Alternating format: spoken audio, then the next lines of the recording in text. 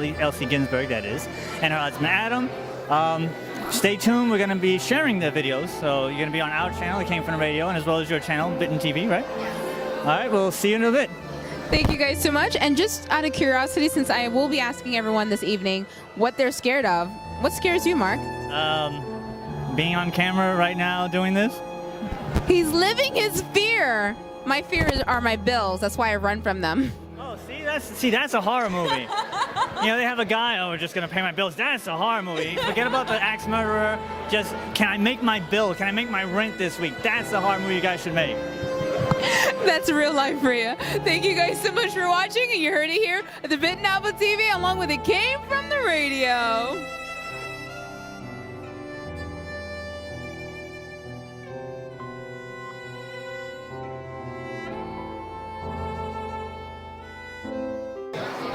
Hey guys, it's Cadma here from the Bitten TV in conjunction with It Came From the Radio. Now we are here with Paul, who produced Appetence. Now for those who haven't seen the film, maybe they're just a little curious, maybe they're too scared to.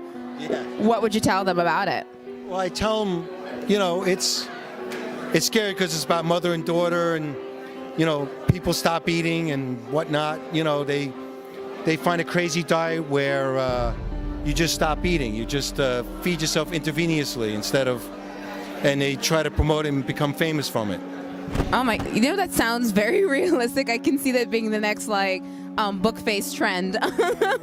So, where did that come from? Because that just caught me off guard. Where did that come from? Like this whole concept of, or is it just all the crazy stuff that's been happening lately? You know, I write a lot about the future, and I sort of conceived that at some point people would just sort of find some high-tech way of getting nutrients. And I thought, you know, how would that start? Why would people give up eating, you know? And then I thought, Hollywood, right? They're always trying to be thin. They're always trying to find another way to control their weight. And this just sort of popped into my head. I actually really do love that concept, because I think everyone's always wondering, like, what's going to be the next big thing? What's going to be the next this? And how are we going to do this? And right. That sounds exactly what people would do. Yeah, so it has like a ring of truth to it, you know? That's what's making it so scary.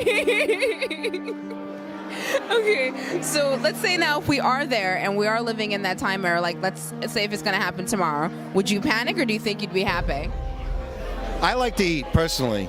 You know, I'm gonna root for the eaters, right? And but you know, I wouldn't be surprised that, you know, maybe in the future people, you know, more and more as we become more modern, right? We don't really, our food doesn't look like food, right? It doesn't look like where it came from, you know?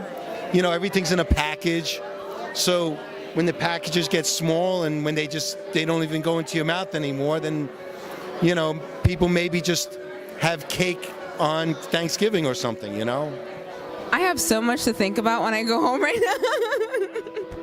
Okay, so I am asking everyone the running theme, besides the film and all the stuff that's happening there, what kind of scares you? Like ghouls, goblins, what kind of thing scares you?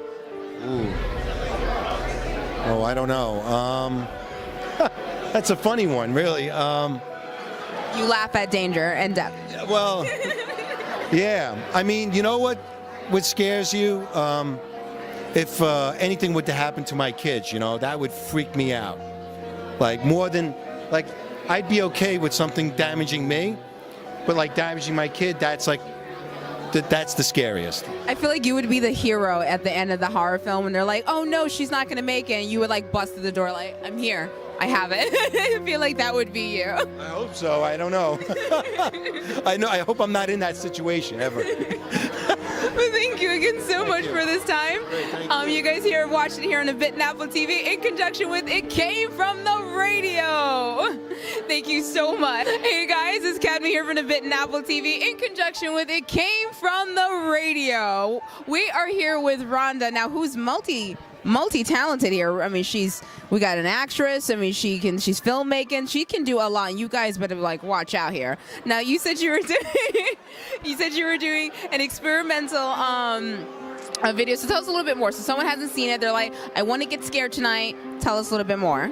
Well, if you want to get scared, it won't scare you, but it will make you nervous. Because this world is weird. It's like if you do something bad to someone, they're quick to say, I want to take revenge on that person, which is a bad thing, but not really. Because what happened to these kids is like the lawyer promised to get them off, but he lied to them. And because of that, they had to stay in prison for 10 years. It sounds like a lawyer. It sounds like an expected lawyer. I'm just saying. Poor lawyers. Nobody seems to like them. So they're out for revenge, and this lawyer obviously has a lot to worry about. Now, you mentioned that it was experimental. So where's the experimental part of this film? Experimental meaning just putting it together to see how it goes, how it looks, and to see if it looks interesting enough to make into a real feature. So what was your inspiration for this particular like running theme here? They're going to jail, they're stuck, they're pissed off, which I'd be pretty teed off myself too. You know, rolling up the sleeves, doing a Suicide Squad. So where was the motivation for that in particular? Well, like a lot of people need lawyers to help them, and they kind of promise some miracle, and then before you know it, hey, wait a minute, you didn't do what you said you were going to do, but you have my money. Doesn't that make you angry? I get pissed paying off my cell phone bill, so like, I'm all up for that. Now, they find out where this guy lives because he's a lawyer, so he's on the internet, of course. So they track him down, they go to his house. The girl is in an EMT outfit, so she pushes him through the door, and they torment him in his apartment. Well, actually, no, it's his house, but they torment him. Okay, so let me ask you this one other quick question. Besides the very fact of the lawyer holding your money, what terrifies you? What terrifies me in general? Spiders. Really? I love those. Those are like my best friends. No Spider-Man for you, just he's got to go? Period. Not even a fake one. She's serious about this, guys. I'll jump straight up that balcony if you put a spider anywhere near me. She's acrobatic. Thank you so much. You've seen everything here on the Bitten TV in conjunction with It Came From the Radio. Thank you so much, Rhonda, and it was a pleasure meeting you. And I'm loving that, even though you may not like spiders. I love that because I thought it looked like a cool spider web, and I have been watching you this whole time. I was like, that looks so awesome. Hey guys, this is Cadma here from the Bitten TV in conjunction with It Came From the Radio. I am here with Eileen Dietz, and you guys should already know she doesn't really need much of an introduction, but she is the ambassador for the Macabre Film Festival. Oh my God, what was it like being on the set from The Exorcist? Because you don't understand how happy I am right now. You know, nobody knows when you're making a movie what's going to happen with it, right? I mean, we're all so delighted what happened with The Exorcist, but when we were shooting it, not to take away any, delusions or anything, we were just shooting a horror film. But on the other hand, it was fabulous because I got to work with Max von Sydow, who I knew, who is The Exorcist, as you know, but I knew from foreign films because my family watched them.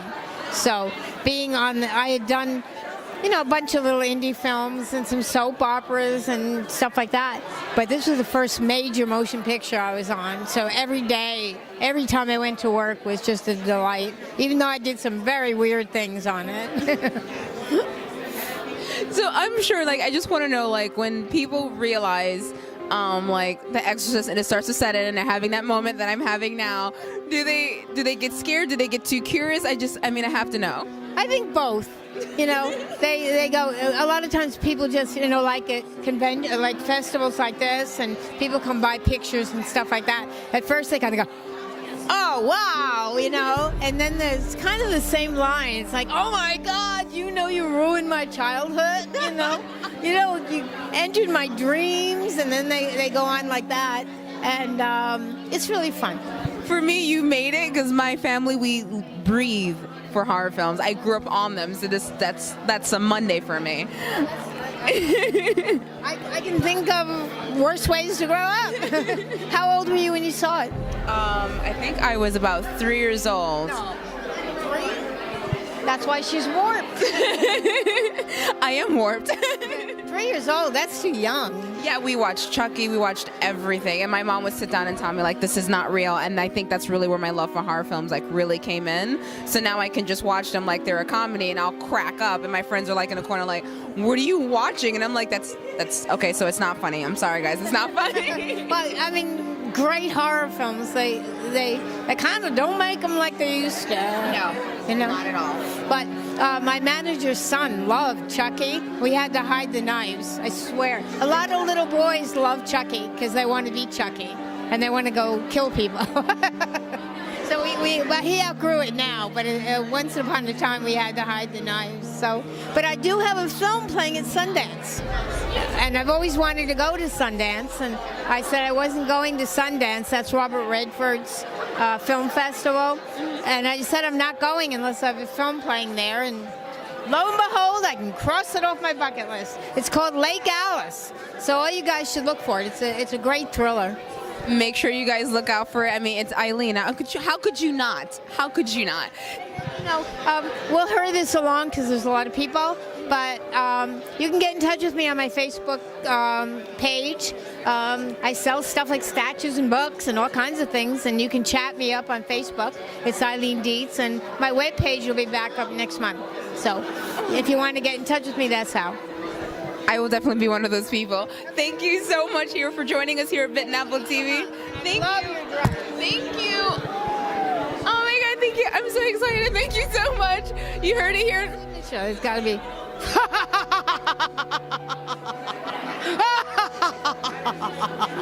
Bye.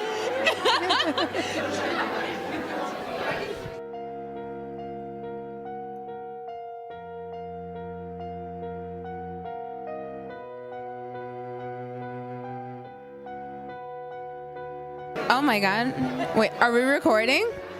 Oh, so you recorded my dumbness? Awesome. Gonna look real stupid in front of these viewers. Give me a second. I'm so excited. Computers that I love horror films. Hi, this is Mark Joseph who came from the radio. I am here with our very special Cadma! Guest reporter for the Macabre Faire Film Festival, Cadma, from Bitten TV. We just had a grand old time at the Macabre Faire Film Festival in 2017. Cadma did all the interviews, and I am very proud of her. She was a trooper. You probably did like 50 interviews. It felt like 50 interviews. It felt like 50, it did, and I'm not even sure. But I also want to throw a shout out to Rafael Tavares, the cameraman, for helping us out. We really appreciate it. Any final thoughts on this event? For anyone who's looking to get the crap scared out of them, whether you want to do it from a comedy perspective, psychological, or something a little too futuristic, you guys got to be down here and make sure you look up all the films that we've done for the evening. It's going to be a lot of fun. If you're a horror film junkie like I am, you'll be up till 3 o'clock in the morning like I am, watching everything. Don't lie to yourself. So, and guys, make sure you come back next year for the Macabre Faire Film Festival. Make sure you guys check it out. Thanks a lot. Thank you. Bye.